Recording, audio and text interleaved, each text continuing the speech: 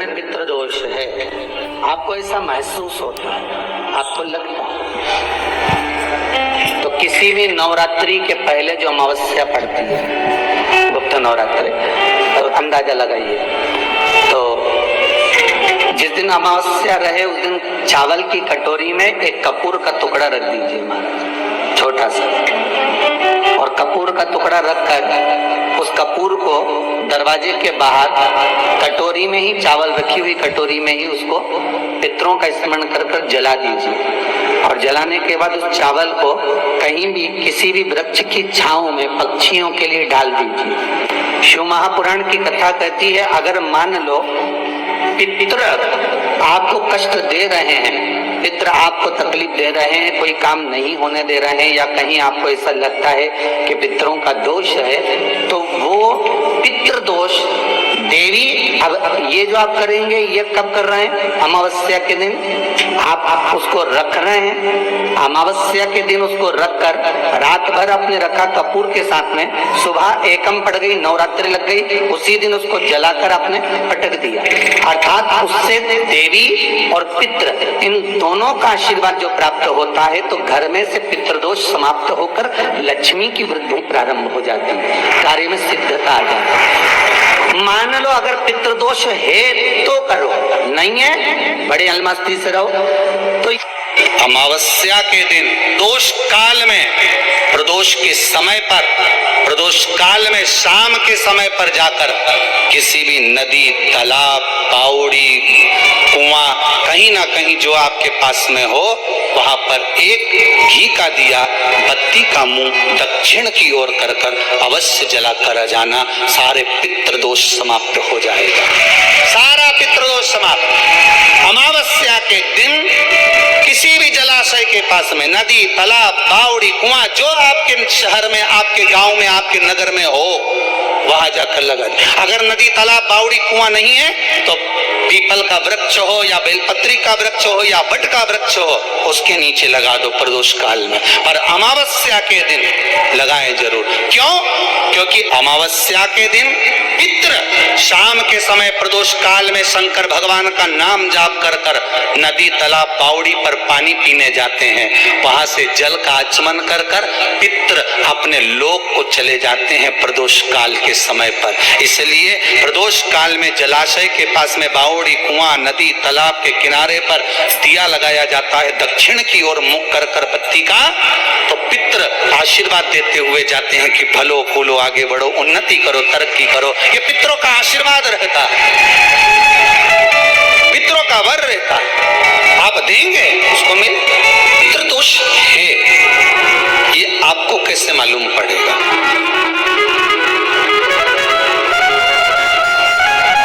पितृ भूखे हैं इसका तो वर्णन हमने पहले कर दिया कि रात्रि को जब आप सोने के बाद में 1-1.5 घंटे बाद अगर आपकी नींद खुल जाए, 1 घंटा 1.5 घंटा आप सो लिए, उसके बाद जो नींद खुली तो 1-1.5 घंटे तक अगर आपको नींद नहीं आ रही है, रात्रि को सोने के बाद में 1 घंटे बाद जब उठे तो आपको प्यास लग गई, भूख लगने लगी, प्यास लगने लगी कि मेरे को पानी पीना पड़ेगा, घबराहट हो रही, पानी पीना पड़ेगा। 1-1.5 घंटे सोने के बाद अचानक नींद खुले और आपको प्यास लगे, समझ लेना आपके पितृ भूखे हैं और प्यासे हैं, भूखे और प्यासे हैं, उनको जल की जरूरत है। किसी भी नदी में, सरोवर में, कुंड में, बावड़ी में, तालाब में, आप तीर्थ में जाकर जब स्नान करते हैं तो स्नान करने के बाद एक काम का नियम बना लो कि अपने हाथ की अंजलि में जल लेकर अपने पूर्वजों को देना है। प्यासे रहते हैं, भाग मांगते हैं, प्राप्त करना। 3 वृक्ष पितरों के तुल्य हैं। पहला पीपल, दूसरा वट वृक्ष, तीसरा बेलपत्र का वृक्ष, ये पितरों के तुल्य हैं। अगर आपको रात्रि में नींद नहीं आ रही है, ऐसा लगता है कि रात्रि को 1 घंटा 1.5 घंटा सोने के बाद कुछ गलत विचार आने लगते हैं, नींद सुबह 3 बजे तक, 4 बजे तक नहीं आती, 4 बजे के बाद फिर नींद आती है, तो एक प्रैक्टिकल जरूर कर देखना। एक प्रैक्टिकल करने में क्या जाता है, प्रयास करने में क्या कुछ जाता है क्या? प्रैक्टिकल कर देखना कि कहीं सीवर वाला हमारा झूठ तो नहीं बोल रहा, तो प्रैक्टिकल करने में कुछ नहीं जाए। 1 लोटा पानी लो, उसमें थोड़ा सा कच्चा दूध डाल लीजिए। पत्री का पेड़ या पीपल का पेड़ या बट का पेड़, इन पेड़ के नीचे ले जाकर उस दूध को दोपहर में सुबह 10 बजे से लेकर 12 बजे के बीच में ले जाकर चढ़ा दीजिए। रात्रि को फिर ना आपको प्यास लगेगी ना भूख लगेगी, नींद एक बार लगी तो सुबह ही खुलेगी। प्रैक्टिकल करने में क्या जाता है? पानी डालने में तुम्हारा कुछ जाएगा? अरे बोलो तो सही, प्रैक्टिकल करने में क्या जाता है? कुछ भी नहीं बिगड़ेगा। ये तो बस जल डालोगे तुम्हारा ही कुछ अच्छा हो सकता है, बाबा की कृपा। 3 वृक्ष पितरों के तुल्य हैं।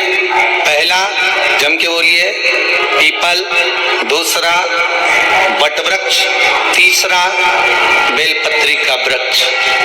3 पीपल के वृक्ष में 52,000 ब्राह्मण एक साथ निवास करते हैं, इसलिए पितृतुल्य है। वट वृक्ष ब्रह्मा जी के मस्तक से बना, इसलिए पितृतुल्य है। और बेलपत्री का वृक्ष माता पार्वती जी के अश्रु से बना। जब आंसू गिरे थे माता जगत जननी जगदम्बा पार्वती के, उस समय पर पितृलोक में हलचल उत्पन्न हो गई थी। हमारी नातिन की आंख में आंसू कैसे आ गए? मैनावती की पुत्री है,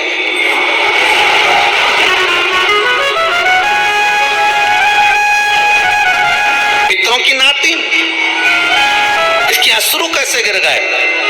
पार्वती जी ने कहा ये आंसू नहीं, मेरा पुण्य भाग प्रकट करती हूँ बेलपत्री के रूप में। तो पितरों ने वर दिया था कि ये बेलपत्री का वृक्ष हमारा आशीर्वाद है, इसके नीचे अगर कोई दीप लगाता है, शिव को स्पर्श कर चढ़ाता है, उसके पितरों की शांति होगी। हम स्वयं उसको आशीर्वाद देने के लिए पधारे। बेलपत्र का वृक्ष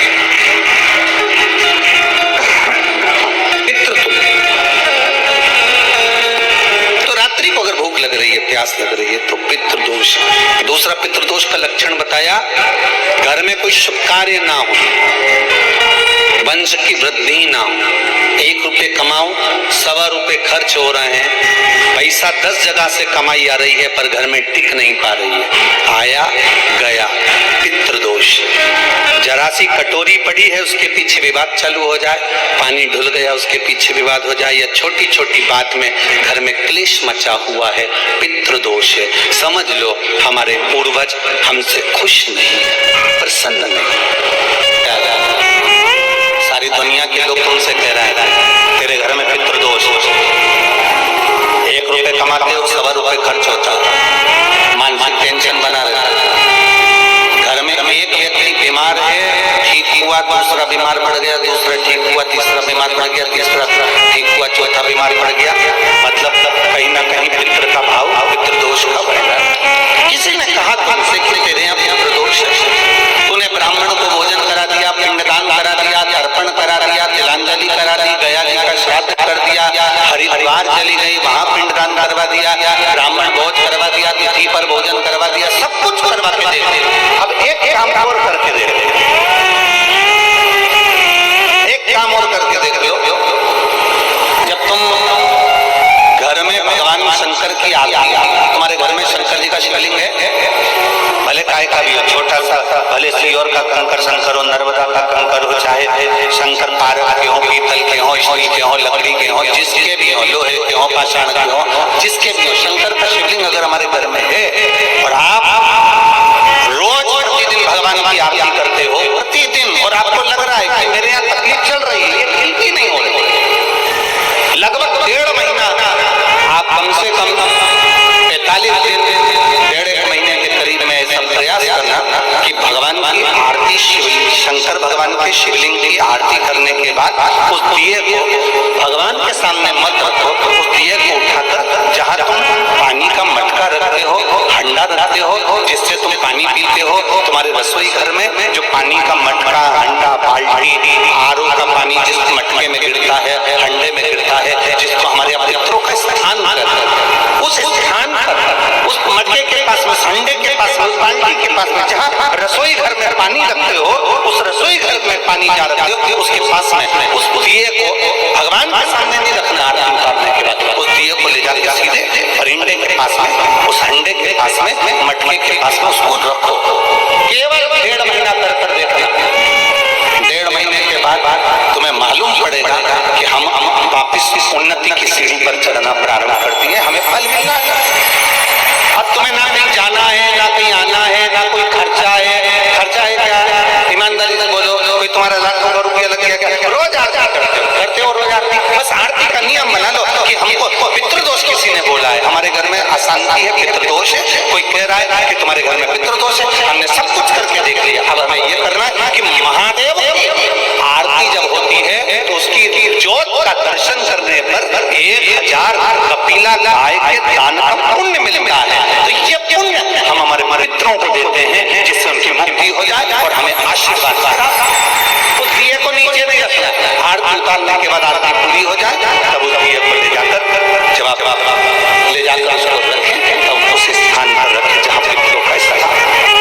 अमावस्या के दिन सारे पितृदोष समाप्त हो जाएगा, सारा पितृदोष समाप्त। जिनके यहाँ पितृदोष होता है, काल सर्प दोष होता है, वास्तु दोष होता है, उनको ज्यादा कुछ नहीं करना होना। महाराज एक बेल का फल लीजिए। क्या लेना है? बेल का फल, बेलपत्री का जो फल होता है उसको ले लो। उसके अंदर का जो गुर्दा होता है, अंदर का जो भाग होता है, उसको निकाल लीजिए और उस बेल के फल में आटा सेक कर उसमें शक्कर मिलाकर उसको उसके अंदर भर लीजिए। अमावस्या के दिन सुबह 10 बजे से पहले उस बेल फल में जिसमें तुमने पंजेरी भरी है, आटा सेक कर भरा है शक्कर के साथ में, उसको अपने घर में घुमाने के बाद में जिसको काल सर्प दोष बताया है, पितृदोष बताया है या वास्तु दोष का स्मरण बताया है, घर में सब दूर घुमाकर अपने परिवार का हाथ का स्पर्श कराकर पीपल के पेड़ के नीचे गड्ढा खोदकर उस बेलपत्र के उस फल को दाब दीजिए, उस फल को उसमें दबा दीजिए। महाराज केवल एक अमावस्या करना रहता है, पितरों के दोष से मुक्ति मिलती है और हमारे घर के कार्य सफल होना प्रारंभ हो जाते हैं। कार्य की सफलता होती है, कार्य में सफलता प्राप्त होने लगती है। हम तो कई बार कहते हैं महाराज जी, अगर ऐसा लगे किसी औषधि को आप ले रहे हैं, मालूम पड़े कि औषधि आपको लग नहीं रही है, शिव महापुराण की कथा करेंगे, मान लो औषधि आपको नहीं लग रही, आपने औषधि बहुत दिनों से ले रहे हो, कोई दवाई, मान लो आप किसी भी दवाई को ग्रहण कर रहे हैं और वो औषधि लगी नहीं रही है, वो शरीर को लगी नहीं पा रही और आप ठीक ही नहीं हो पा रहे, 15 दिन हो गए, 8 दिन हो गए, बताओ उतना की उतना ही एट्रिना है, उतना ही उतना अपना भरा हुआ, वही की वही लीवर, वही की वही किडनी, वही की वही स्मरण, सभी कुछ वही वही है, उतने की उतना ही। बीपी भी ऊंचा नीचा चल रहा है पर लेवल में नहीं आ रहा, शुगर भी लेवल में नहीं आ रही, तो प्रयास करा करो महाराज, बेलपत्री के फल का जो गुर्दा है, अंदर का जो भाग है फल का, उसको पानी में गला लीजिए और प्रदोष की प्रदोष, कम से कम प्रदोष नहीं हो और बीमारी जरा दवाई लगी नहीं रही हो तो बिना प्रदोष के भी कर सकते हो, उसको पानी में गलाइए। आधा घंटा पानी में, जैसे आपको सुबह मंदिर जाना है 10 बजे, तो सुबह स्नान कर कर कम से कम 6:30-7 बजे उसको पानी में गला दीजिए और उस बेले के फल का गुर्दा सा गला हुआ पानी शिव जी को ले जाकर समर्पित कर दीजिए। महाराज उस पानी में से थोड़ा सा 1 चम्मच पानी शिव जी पे चढ़ा हुआ लेकर आ जाइए। उस पानी को जो बीमार व्यक्ति है उसको औषधि देने से पहले मात्र आधी चम्मच से भी आधा चम्मच उसको दे दीजिए। भगवान शंकर का श्री शिवाय नमस्तुभ्यम का जाप कर कर उस पानी को देने के बाद अगर आप औषधि देंगे तो ये पक्का है कि औषधि अपना कार्य करना प्रारंभ कर देगी और वो स्वस्थ होना